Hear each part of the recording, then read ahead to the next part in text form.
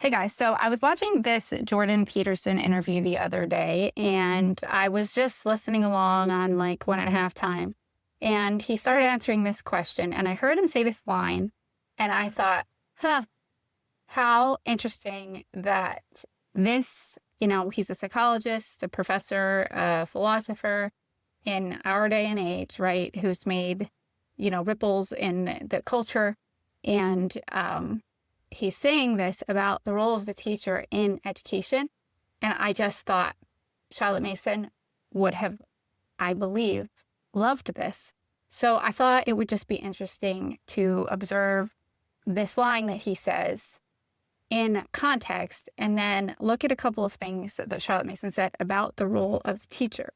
Now, in the context of the conversation, they're talking about being in situations in learning where the teacher can't give a good answer as to why a student needs to learn something, why they need to memorize facts, why they need to know a mathematical formula. He had just finished talking about how he didn't really grasp statistics when he was studying statistics until he read a book on his own that helped him understand the whole context of why it was built the way it was.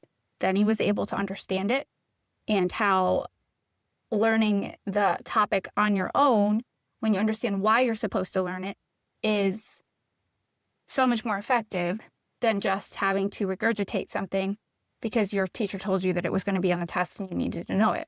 Great teacher acts out a moral commitment to the topic. A huge part of what you're doing as a teacher isn't imparting information. Books do that more effectively. What you're doing as a teacher often is setting the motivational frame and dramatizing the process of being engaged with the material. Yeah, that's so true. Okay, so that quote was really fascinating to me. So let me read to you a couple of things that Charlotte Mason said over 100 years ago. I believe that it's been just about exactly 100 years since she died, in a slightly different culture, a different country, but some things never change, right? The teacher who allows his scholars the freedom of the city of books is at liberty to be their guide, philosopher, and friend. Okay, she's often quoted for that particular guide, philosopher, and friend statement. The teacher is no longer the mere instrument of forcible intellectual feeding. Okay? Let's look at something else that she said. A wonderful stimulating influence. The teacher becomes guide, philosopher, and friend. A wonderfully stimulating influence through his own natural enjoyment of and interest in the books his pupils read. Okay? This is from A Liberal Education in the Parents' Review, which is a publication that she published for many, many years. We as teachers depreciate ourselves and our office. We do not realize that in the nature of things, the teacher has a prophetic power of appeal and inspiration, that his part is not the weariful task of spoon-feeding with pap meat, but the delightful commerce of equal minds, where his is the part of guide, philosopher, and friend. Okay? Let me see if I can find one more. The business of every day is not for the teachers to teach, but for the children to learn. How often do we make a distinction between those two things?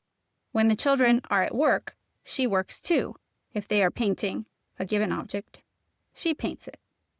One more short one. The educator has to deal with a self-acting, self-developing being. His business is to guide. So that's a little more clarification maybe on the guide part of that terminology. So I just thought that it would be interesting to pull together those two philosophers and their observations on what the role of a teacher is in an educational environment. Now, those of you who have been in schools of any type, I would challenge you to think about a situation that you're in or you've been in the past where you were observing the methods that a teacher is using and what their goal seemed to be in teaching. Like, one, did they love the material? Did they engage with the material because they really, really actually enjoyed the material? Just ask yourself that, okay? And then did the way that they communicated it make them an instrument of forcible feeding, or were they acting as a guide, a philosopher, and a friend, right? The knowledge, as Jordan Peterson says, and as Charlotte Mason says, can be conveyed through books.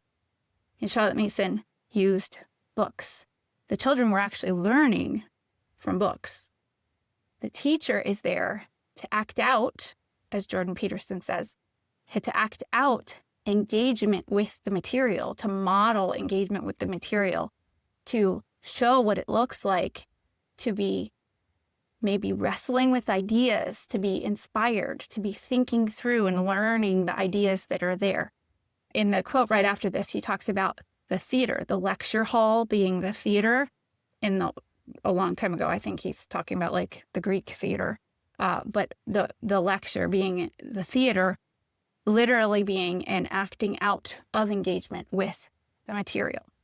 And how far has a lot of school practice come from that? The first thing that I thought of when I was thinking of an example of this was when I was volunteering in an urban middle school classroom. It was a 6th grade classroom. And this is not to disparage the teacher at all. I actually admired how committed she was to trying to do her job well, and how hard she was trying to work from what I was seeing, which was just a few hours a week.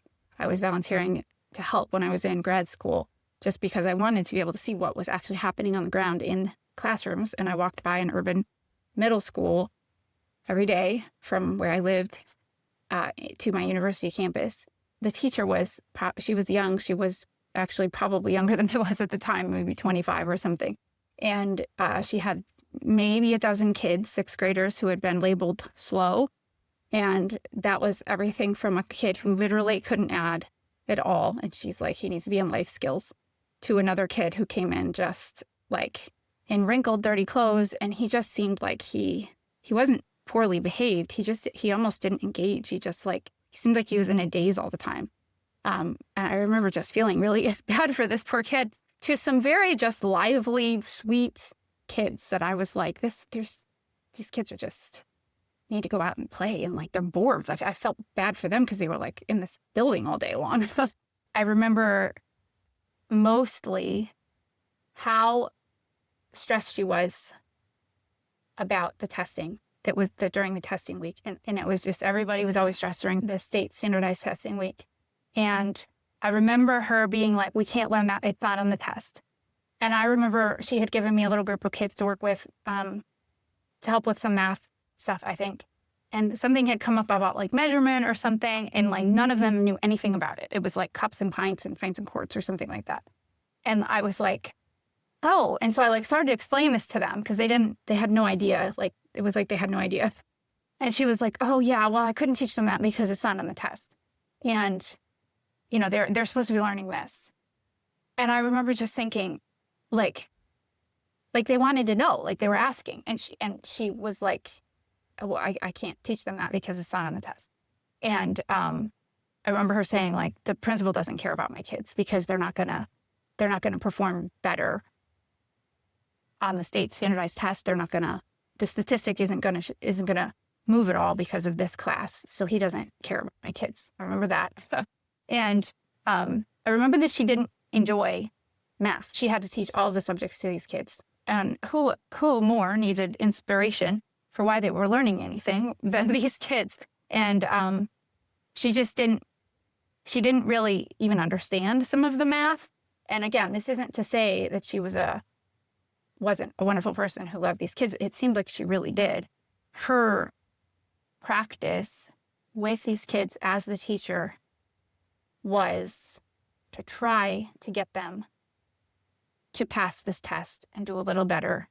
And even that seemed pointless because the principal didn't support her very much. He was focused on the kids who might get from, below proficient to average, or from average to proficient, to make the statistics look better, because of the money that was attached. The school was like, it was on like probation for performance based on the standardized test. Okay.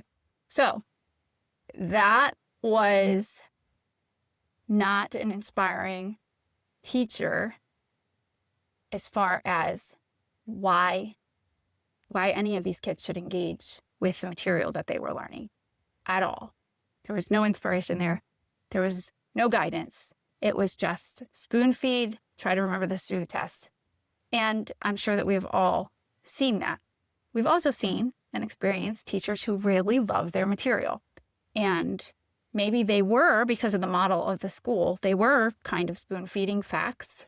I can remember a history teacher that I had in high school who really gave me my love of American history because he really loved American history. But the model of schooling was also that we were supposed to, memorize facts and do good on the test. And, it was about memorizing the bold print italic terms in the textbook. That's what it was about, which I think because he contextualized the facts within his love of the of the stories, he would tell all these stories about things he had read that were not in the textbook. They were just enjoyment, that he would do all this extra reading about all of this stuff. And he would tell you all these interesting stories about the people, right? And so the fact kind of became like the thing that you were supposed to remember and supposed to study. But that was okay, because as long as you were grasping the story, as long as you were being inspired by the story of history and the struggles that people were having in the stories, and, the political stuff and the battles and the almost war that then became a war, and, the self-made men and the all of this story that was behind it all, if you were inspired by that, the facts became, okay, well, I got to memorize that, but I remember how it relates to the larger story. So, and I'm sure I hope we all can think of at least one teacher who inspired us with their love and their engagement with the material that they were teaching. So I just wanted to point that out and, give it some thought about what it actually looks like for a teacher to be a guide, philosopher, friend, as Charlotte Mason said, or, as Jordan Peterson said, to act out engagement with the material.